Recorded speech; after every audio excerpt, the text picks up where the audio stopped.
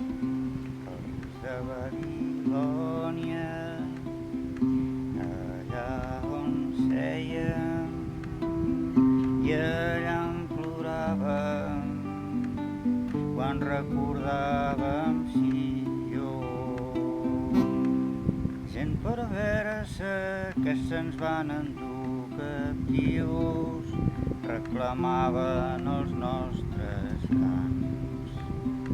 Com podíem cantar el Senyor en una terra estranya? És que les paraules que diem i les pregàries del nostre cor siguin agradables al